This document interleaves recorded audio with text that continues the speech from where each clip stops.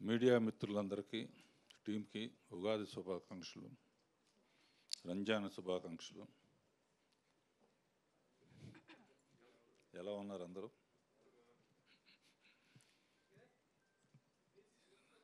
నా దగ్గర పనిచేయకపోయిన ఆదిత్య నా ప్రియ శిష్యుడు కింద లెక్క.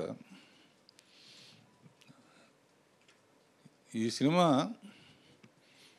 ఆదిత్య అంటే అర్థం సూర్యుడు. ఇక్కడ పగలుంటాడు, తర్వాత అమెరికాలో రాత్రి ఉంటాడు. అంటే మన రాత్రి అక్కడ ఉంటాడు. చైనాలో ఒక టైంలో ఉంటాడు, కొరియాలో ఒక టైంలో ఉంటాడు. ఇన్ని చోట్ల సూర్యుడు ఉంటాడు, అన్ని చోట్ల సినిమా చూసేటట్టు అన్ని భాషల్లో తీశాడు. అంతేనా? కనుక మనం ఏదో అనుకుంటా పాన్ ఇండియా టోటల్గా గ్లోబునే తిప్పేద్దామని చూస్తున్నాడు. సరే, ఈ అమ్మాయి సంగతి చెప్పాల్సిన అవసరం లేదు. మామూలుగానే ఎమ్మెల్యే ఇప్పుడు పాముతో ఏ మాట ఆడిందో,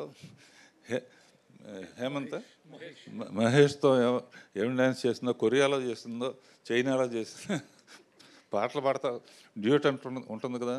మరి కొరియాలో ఉంటుందా, అమెరికన్ భాషలో ఉంటుందా, చైనా భాషలో ఉంటుందా? నువ్వే చెప్పాలమ్మా చూసి. నువ్వు కూడా 2-3 కొరియా భాషలో చైనా కొంచెం నేర్చుకున్నావా? సో చాలా హార్డ్ వర్కరు ఆదిత్య.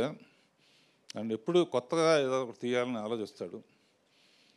ఏ తరం యంగ్ పీపుల్ అని కాదు, లేకపోతే వీళ్ళని కాదు, ఎవరితోనైనా తీయగలడు. అలా ఫస్ట్ టైం వాళ్ళ సిస్టర్ అమెరికాలో ఉంటారు. ఆవిడ మ్యూజిక్ ఇంట్రెస్ట్, ఆవిడతోనే మ్యూజిక్ కూడా చేపించాడు. న్యూ మ్యూజిక్ డైరెక్టర్ కూడా మనకు వచ్చాడు, న్యూ హీరో మనకు వచ్చాడు. అమెరికాలో సినిమా ఎవరైనా తీయాలనుకుంటే హీరో రెడీగా ఉన్నాడు. సో ఈ సినిమా చూసిన తర్వాతే మాట్లాడాలి. ఆదిత్యతో మాట్లాడుతూ ఉంటే కొంచెం సరదాగా ఉంటుంది. ఈ మధ్య చాలా కాలం ప్రయాణం చేసాం.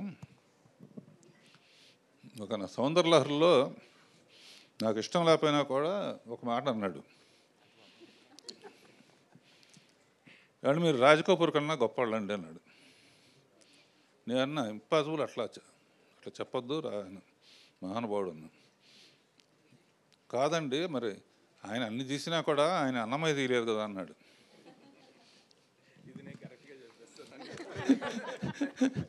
సో దానికి యాక్సెప్ట్ చేశాను. అంటే ఉంటే ఆయన కూడా తీసేవాడే. అంటే నా ఫేవరెట్, నా ఫస్ట్ షీల్డ్ రాజ్ కపూర్ గారితో తీసుకున్నాను. అడవి రాముడు 200 డేస్ షీల్డ్ నా రూమ్లో ఎప్పుడు ఉంటుంది. ఆయన అంటే నాకు పిచ్చి. ఆయన సాంగ్స్ అన్నా, ఆయన హీరోయిన్ చూపించేదాం. వీళ్ళందరూ కూడా రాజ్ కపూర్ ఉన్నప్పుడు ఉంటే. So all the best Aditya. And అమ్మ, మళ్ళీ ఇంకా చాలా సినిమాలు చేయాలి. All the best. డైలాగ్స్ రాసిన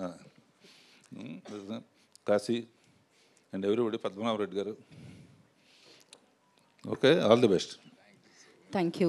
పావన్ కూడా తీసుకురాపారా అని అడిగాను నేను.